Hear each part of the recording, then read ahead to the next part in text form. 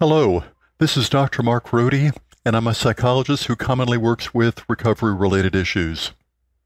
Dealing with recovery from addictions, or an eating disorder, or depression, or PTSD, or some other difficulty can be very, very challenging. And it becomes so much more difficult when an important relationship implodes. Somehow it doesn't seem fair that when you're working to rebuild your life, that a key source of support is taken away from you. It can feel absolutely overwhelming. No, I don't have easy answers because there just aren't any, but there are a lot of things you can and ought to do to move back toward a sense of stability. Many people in this situation feel stuck, exhausted, frustrated, and hopeless. And if you do nothing, you're likely to stay stuck, exhausted, frustrated, and hopeless for quite a while. Emotionally charged events like a breakup have the potential to derail your recovery, so it's absolutely important to deal with it the best you can. A breakup, if not dealt with, can lead to a cascade of problems with your health, employment, finances, and other relationships. So let's deal with it. You may already know about the 5 stages of loss, but you may not have thought how this applies to losing a critically important relationship. Most of us first experience a loss with a sense of denial. We just can't believe that this happened. The next stage tends to be anger. We are furious with our ex, angry with ourselves, or outraged with the people or circumstances that we believe caused the breakup. Next, there's often a tendency to bargain, manipulate, threaten, or even cajole your ex back into the relationship. Typically, the bargaining doesn't work, and that leads to depression that may take weeks or months to resolve. Finally, there's a sense of acceptance and some faith that we can move on. There isn't any way to rush the process, and we've each got our own pace, and that pace will depend on many factors, some of which you simply can't control. Right now, you're apt to have a whole lot of very powerful feelings inside of you, and it may feel like those emotions are eating you up inside. It is apt to be useful to express those feelings. I'd suggest that you talk it out, write it out, play it out, or exercise it out. We express ourselves in different ways, so the way you want to vent those powerful emotions is up to you. Some people write journals, some people write songs, some folks will run or exercise, and others will talk to a trusted friend. The bottom line is, don't keep it in. Express your emotions through a positive outlet. Do the things you love. Keep yourself busy with gardening or rock climbing, yoga or drumming in a band. Yes, I'm suggesting you find things that will distract you from thinking about what hurts. While you're grieving the loss, distractions are a good thing. It's especially useful if you do something that's incompatible with thinking about the breakup. It's hard to think about much else when you're playing racquetball or tennis, but find your own outlet. Make the breakup as clean as possible. Keep yourself busy and work to surround yourself with people who care about you. Avoid silly thoughts like, my life is over, or I've lost my one and only true love.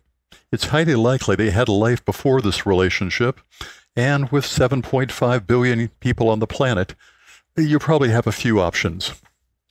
If you share children with your ex-wife or partner, you really need to protect them from the conflict that you may have with your ex. Be sure to treat your ex with respect, be fair with finances, honor your commitments, and don't communicate with your ex through the kids. Don't put them in the middle. Consider the things that will trigger a memory of the pain of the relationship. You may want to think about your social media presence and how that overlapped with your now ex. Also think about the things around your home or your apartment that may bring you back to a dark place. Reducing the reminders of the pain that you've been in may mean getting rid of some stuff, and perhaps eliminating or limiting your connection to social media, at least for a while.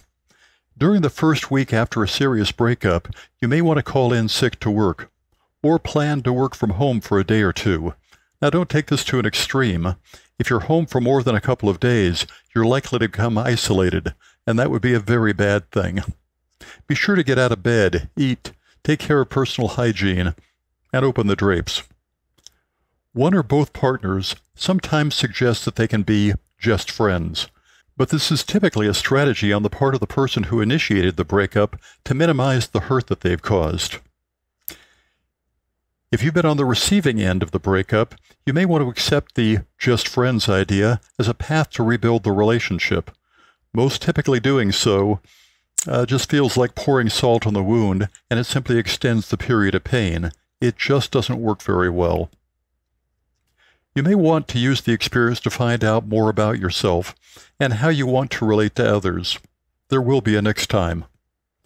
If you consider how things evolved in the relationship, you're apt to gain valuable information about what you need and what you value in relationships, as well as information about the give and take required to be partners. Now, your personality is apt to say a lot about how you experienced a breakup.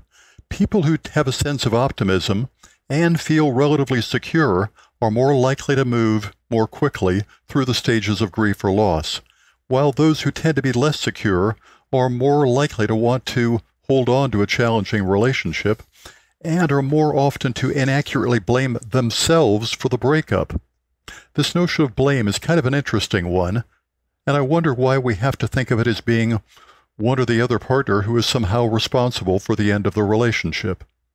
Whether a relationship works or not is simply a matter of quality of fit between the two partners. You and your ex may be awesome people individually without necessarily being a good fit. I sometimes use a simple metaphor to illustrate the point. I like Swiss chocolate, and I like pizza.